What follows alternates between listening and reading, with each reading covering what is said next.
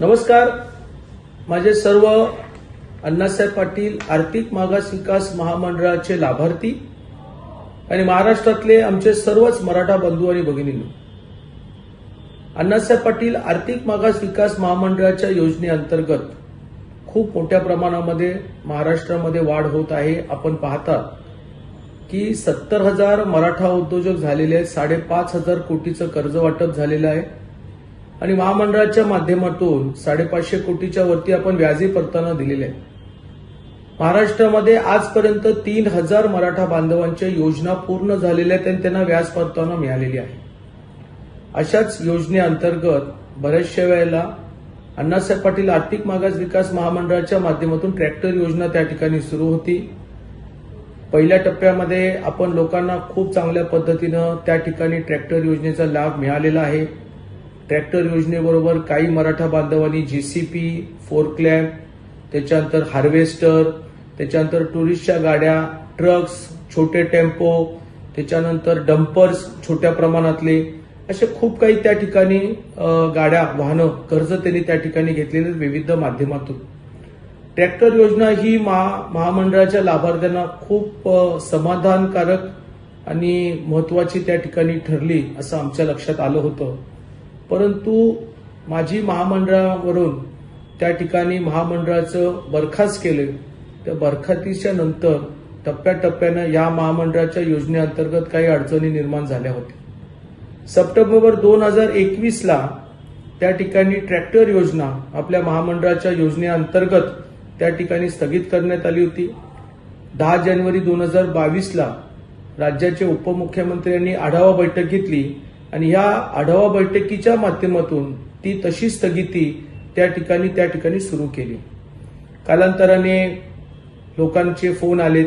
एक सामान्य मराठा म्हणून, माजी अध्यक्ष म्हणून तरी ट्रॅक्टर योजना सुरू करण्यात यावी ही वारंवार सांगितल्यानंतर महाविकास आघाडीनं ह्या विषयावरती गांभीर्याने घेतलं नाही, ती सुरुवात झाली पण नाही.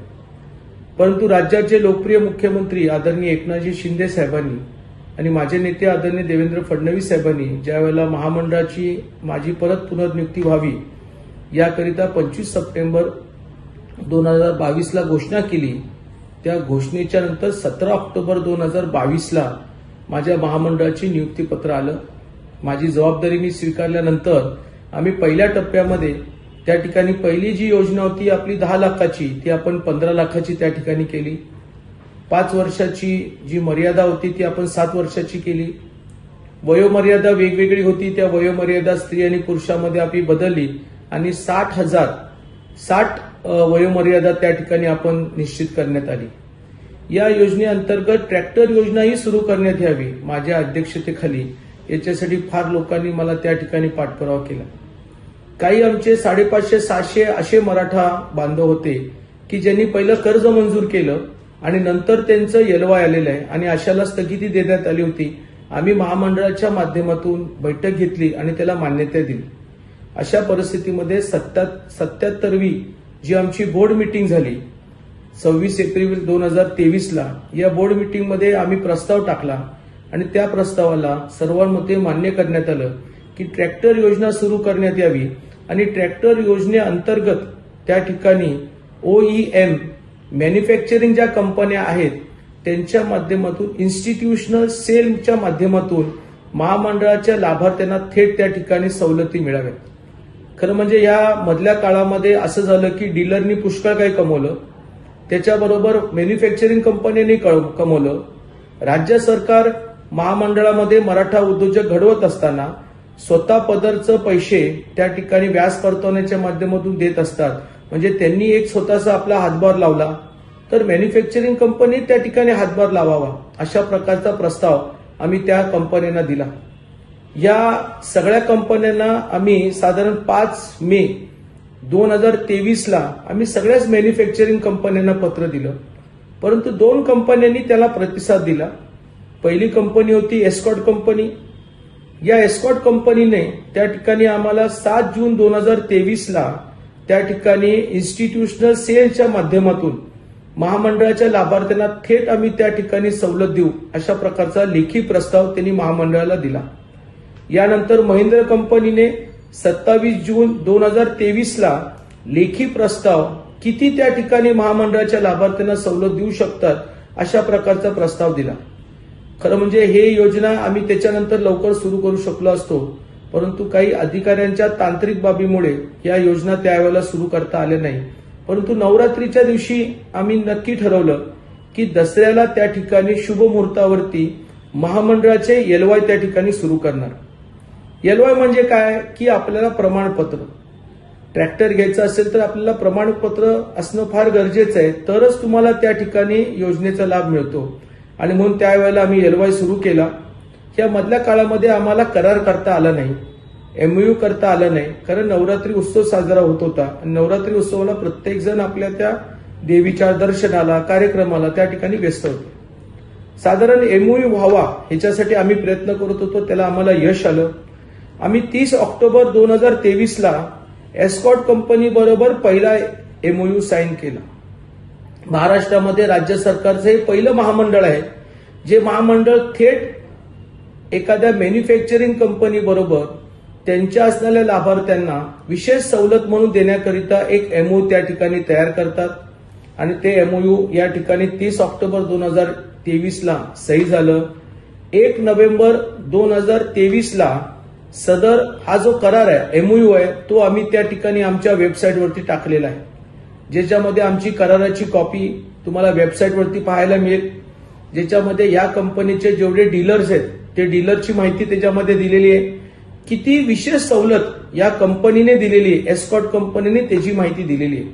15,000 पासून ते साधारण 45 किंवा 50,000 पर्यंतची सवलत त्यांनी वेगवेगळ्या ट्रॅक्टरवरती त्या ठिकाणी दिलेली आहे. आणि आजपासून आपण सदर एस्कॉर्ट कंपनीचा ट्रॅक्टर जर घेणार असाल तर तुम्हाला त्याचा LY ताबडतोब त्या ठिकाणी मिळेल.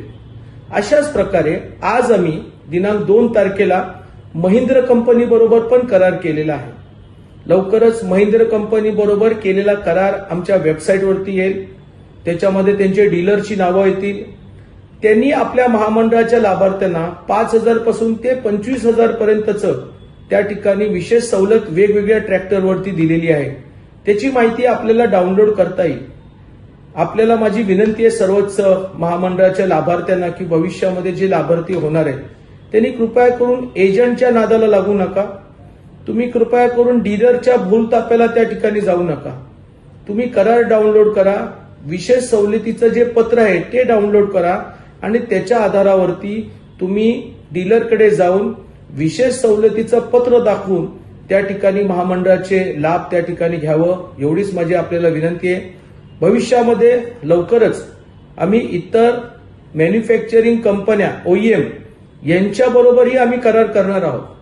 आता त्यांना विश्वास पटला की महामंडळ काम करतंय, महामंडळ योजना सुरू करतंय, परंतु त्यांचा प्रस्ताव मागच्या 4-5 दिवसामध्ये आलेला आहे. ज्यांनी प्रस्ताव जून महिन्यामध्ये दिलेला आहे त्यांना पहिलं प्राधान्य दिलेलं आहे आणि ज्यांनी आता प्रस्ताव दिलेला आहे त्यांच्यावरती आम्ही अन्याय करणार नाही आणि त्यांचाही आम्ही व्यवस्थितपणे प्रस्ताव घेणार, त्याच्यामध्ये काही तडजोडी करणार, अधिकचा जास्तीत जास्त लाभार्थ्यांना फायदा हो याच्यासाठी आम्ही प्रयत्न करू. माझे नेते आदरणीय देवेंद्र फडणवीस साहेब यांनी ज्या वेळेला पहिल्यांदा मला जबाबदारी दिली, दुसऱ्यांदा जबाबदारी दिली, त्यांनी मला एकच सांगितलं की समाजासाठी आणि मराठा बांधवांच्या शेवटच्या घटकापर्यंत आपली योजना पोहोचवण्यासाठी काम करावं. मी माझ्या वडिलांच्या नावाप्रमाणे मराठा बांधवांनी जेवढं मला काम करता येईल तेवढं मी काम करत असतो.